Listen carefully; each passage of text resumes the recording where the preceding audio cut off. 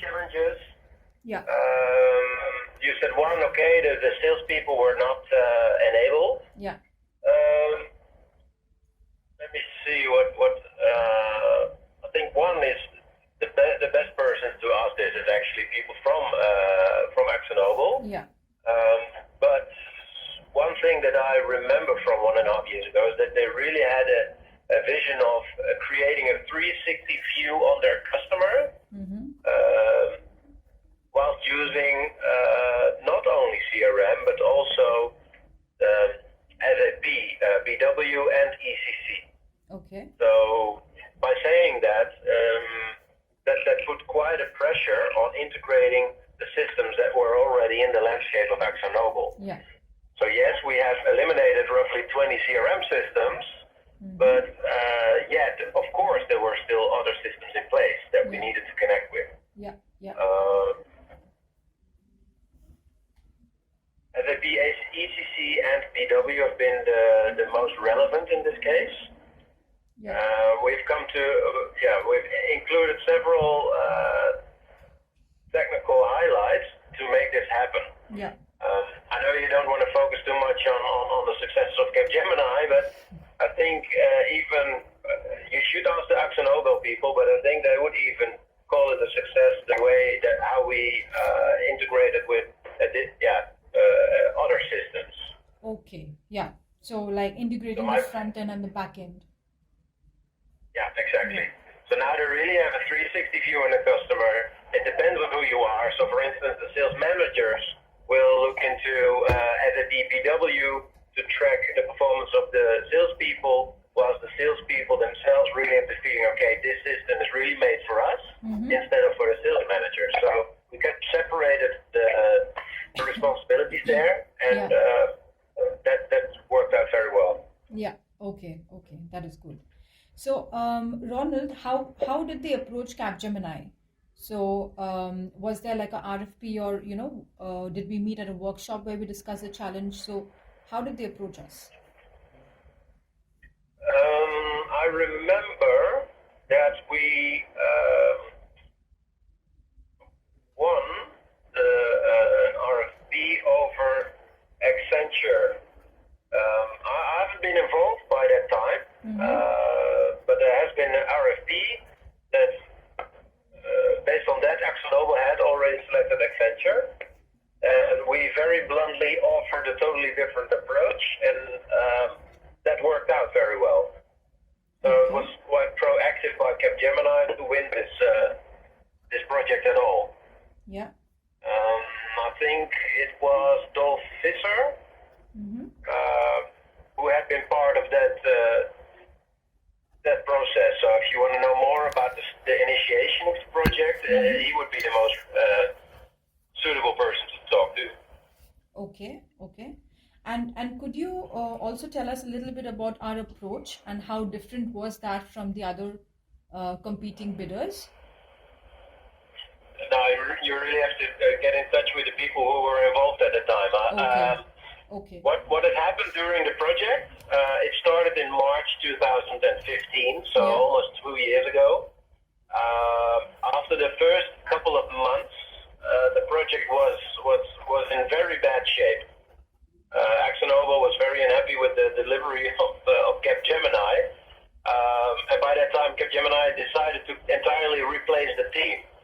Okay. As of that moment, it was around July 2015. And from that moment on, it turned around into a big success, and has been ever since. Yeah. But keep that in mind during the conversations. So if you want to celebrate successes, keep your focus on the end result and not on the start. Because they were not happy with the start. Yeah, it's good that you tell us that, Ronald. Yeah, that's important to know. Yeah. The turning point was definitely July 2015. Understood. And what did we do different, after this change? So a few success factors that you want to highlight. We have been very well in managing expectations. We have been very well in scoping out functionality.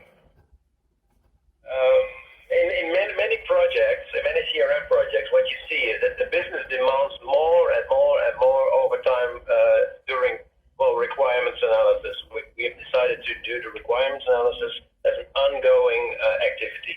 Okay. So even until December last year, so 2016, we still had requirements analysis. Okay. So we discussed with the business what they wanted and built our solution based on that. Okay. So for almost 2 years, the business has had the chance to come up with everything they wanted. Mm-hmm. Typically, people just keep asking for more and more and more. Mm. And I think one of the successes from our team is that we were able to scope out things that should have been defined as advanced. So 2 years ago, we discussed that we wanted to start with a 1.0 version of the system called a basic version and a 2.0 version called an advanced version. Mm-hmm. So everything that approached a real advanced development or advanced procedure within ExxonMobil, we scoped out. Okay. Meaning that we now have really the most important things and functionality that the business needed. Mm-hmm. And we don't have the functionality that only a part of the business wanted. Understood. So one of our approaches was Moscow. So must have, should have, could have, won't have. So every requirement was assessed based on the Moscow approach. So we asked them every time, is it a must have, should have, could have, or won't have? In the start, they really needed to get used to that. Of course, they wanted everything. But over time, they really got used to that procedure and that approach, and that worked out very well. Yeah, so what you say, Ronald, and the key things that come out is that our collaboration was excellent with the client at all stages, and we have been really proactive in every phase to really ask them what is it that they require and if it's going well, and to check that, right? So Exactly that. yeah. So could you mention some instances of the collaboration that we've had with AkzoNobel? Anything that comes to your mind during the time when the project was being done. So, some really best practices in collaboration that you think you have used in AkzoNobel. Okay, what we've used is a hybrid version of Scrum and Waterfall. Okay. Scrum means upfront you define exactly what you want, and then you start building that into 2 or 3 week cycles. Yeah. We did that in a hybrid way with Waterfall, meaning that we did indeed have 3 weekly cycles for building the approach, the solution, but at the same time, we had 3 week cycles of requirements analysis. Mm-hmm. So we had first, for example, sprint 1, we started with 3 weeks of requirements analysis, and then 3 weeks after it was for building those requirements into a solution. Mm-hmm. After that, we even had 3 weeks of testing. So essentially, one sprint took 3 times 3 weeks. In other words, 9 weeks. By that, we did that because AkzoNobel had no idea what their requirements were up front. Okay. They were absolutely not able to define what they needed. Mm. They had no alignment within the business, so all the BUs had totally different ideas about what the system should look like in the end. Mm-hmm. So that's why we couldn't start with simple Scrum approach, saying, okay, we define a front and then we build something.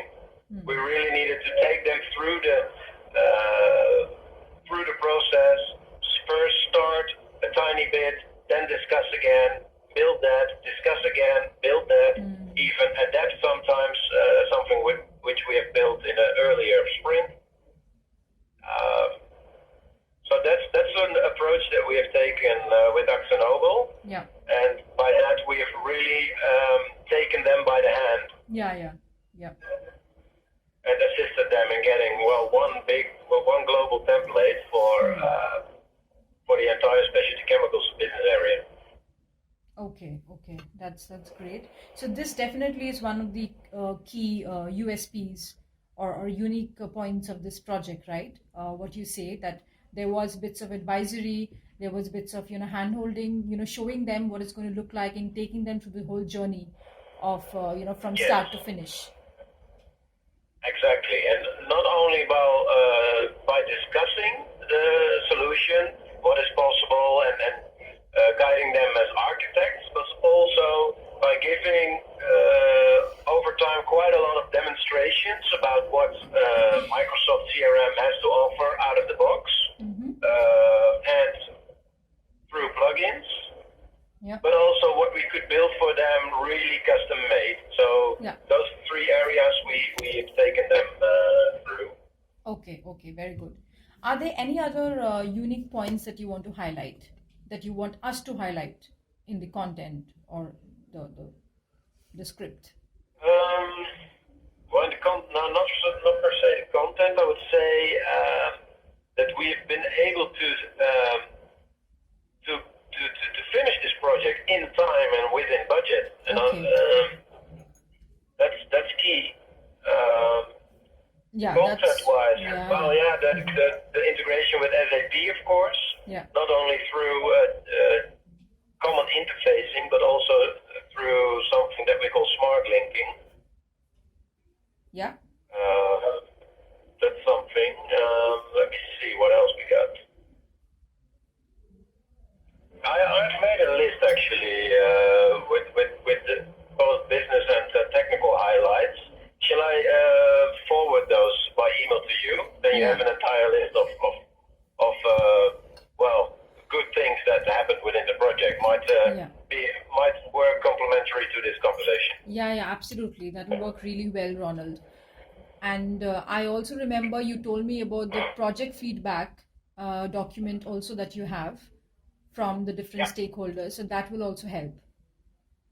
Yeah, that's the same document that I referred to. Oh, okay. All right, great. Yeah, so send it across. We'll have a look at that. Yeah, perfect. Okay. Now moving on to the business value from the project. We've spoken about collaboration and how well that went. So would be nice if we have some measurable outcome of the project. Of course, you mentioned about the users that it was rolled out to, and that 75% of them are using it actively. So is there any other measurable outcome that we can put as business value of this collaboration? Yes. I remember a few months ago that AkzoNobel has created measurable data. Actually, yesterday in the steer code was decided that AkzoNobel needed to update that data. Marie, who you will be talking to in one of the upcoming days, already addressed this, that she is on top right now of updating those figures. So I guess if you have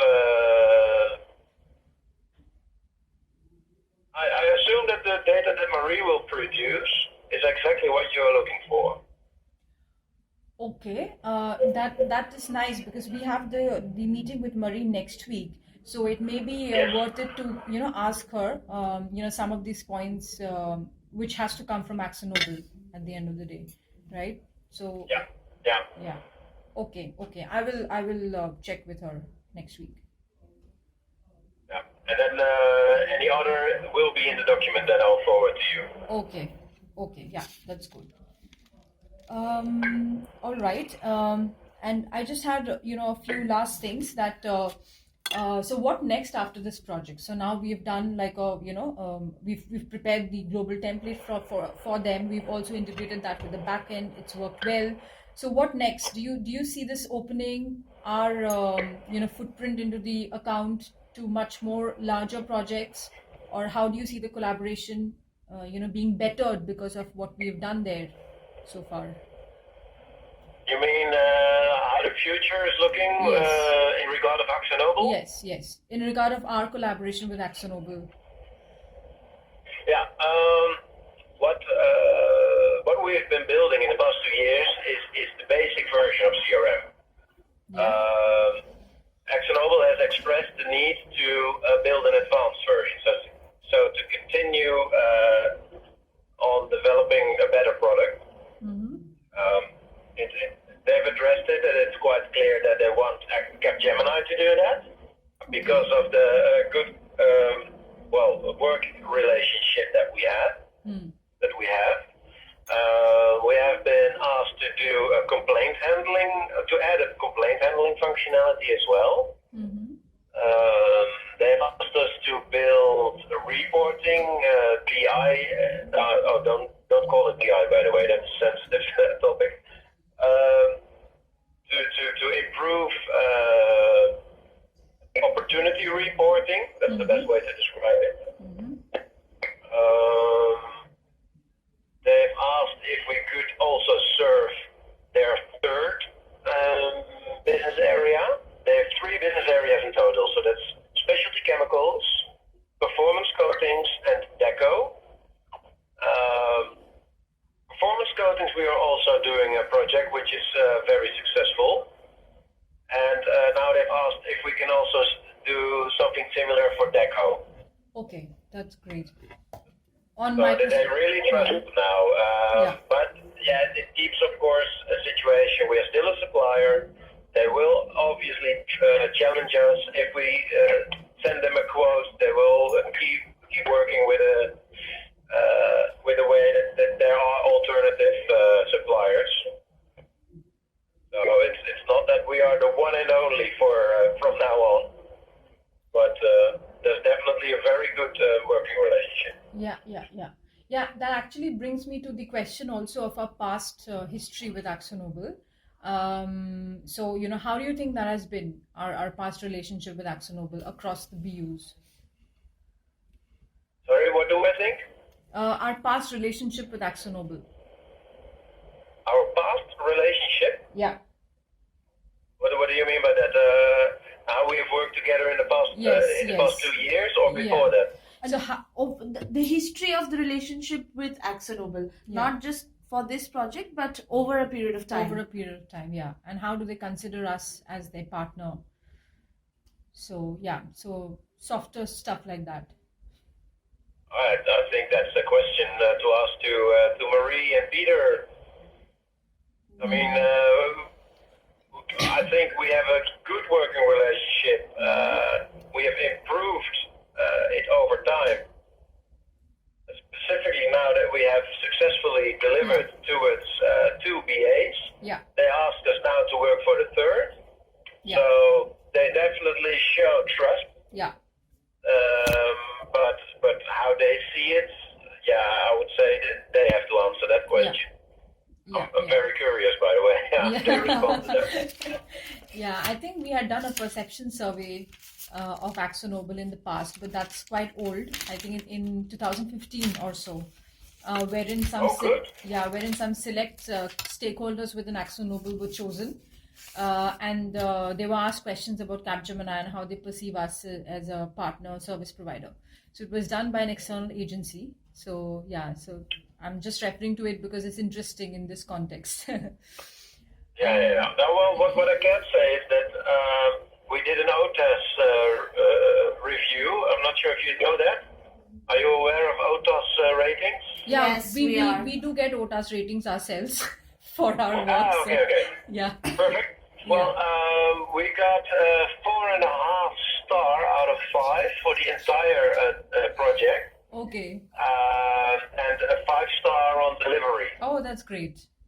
That's full marks. So that's something measurable. Yeah. But this is for this engagement particularly that you're saying, right? Yeah. Okay. That's good. That is good. All right. Those are the things that I wanted to ask. I don't know, Nicole, if I'm missing anything. Do you want to add on? No, I was a bit. Yes, go ahead. I think I've said all that I had in my mind. If I come up with something, then I'll send you an email. Is that a good idea? Yeah, that's perfect. That sounds good. That's Yeah, perfect. I have one question. And that is what we always try to get at some kind of conclusion in the end. What was really the benefit from this project for the end clients of AkzoNobel, for their clients? What did they experience? Because the project we did, they wanted to have a 360 view on the customer. Did the customer really experience that now? Because in the end, AkzoNobel is doing it to keep their clients or to improve sales or... Yeah. Well, theoretically, yes, there has been a big improvement. There were all sorts of systems in place. Different business units were not aware of what they were doing with one customer. So it could definitely happen that someone was working on an opportunity with a client, whilst a totally different business unit had no idea of that opportunity and was approaching them as well. So by using this system, that should no longer happen. But mind you that this system just was rolled out, so there are no measurable figures yet on how the customer experienced it like that. But yeah, theoretically that should not happen anymore, of course. Yes, and okay, yeah, that's clear. Yeah. Okay. But it's not only in regard of opportunities, of course. We also included functionality around samples. Could have happened in the past that people send multiple of the same samples. And all sorts of similar issues with multiple people approaching the same customer without knowing what the other ones are doing. That was a general issue they had before, and that's why they wanted a global template, so one global CRM system. Yeah. So, Ronald, do you think this is something we can ask Marie as well on how she sees customer interaction changing for AkzoNobel? Yes, definitely. And I think in that case, Peter Gommers will be even better to ask, because he is the Director of Commercial Excellence. Okay. So this will be his main topic. Okay. Yeah. But definitely Marie as well. She's from Commercial Excellence also. Yeah. All right. So the way I see it is, Ronald, next week we have the call with Marie. So we will use that meeting to onboard her onto this process, tell her how we'll work around this, creating the success story, and also ask her few of the questions which you mentioned, in the interview today, to get more insights. Yep. And then when we speak to Peter Gommers, then we can ask him also about this last point on the interview, on the shoot date, probably. Okay. Which names do you have right now? I have only Marie's name, but then the other two names that you mentioned, you were supposed to send me on an email. So if you could just do that along with the document, along with the feedback document. Yeah, okay, I will do that. So that's Peter Gommers, Marie Landfors, and Dirk Wenting, the lead, but I will send you the names. Yeah, and along with their roles in this project or in AkzoNobel overall. So that will help us understand how they are placed. Yeah, okay, great, I'll do that. Okay. We have that meeting on Monday, right? Marie is not available on that particular at that time. So she's given me a few time slots. I don't know if they are US time zone or European time zone, so I've asked her again. So I will have to reschedule that one. Okay, perfect. Will that then, by definition, take place after Tuesday morning? Wait, let me check the times that she mentioned. I don't per se that it must be Tuesday afternoon by that, but I just got a question if I could attend a pricing negotiation on Monday and Tuesday morning. So please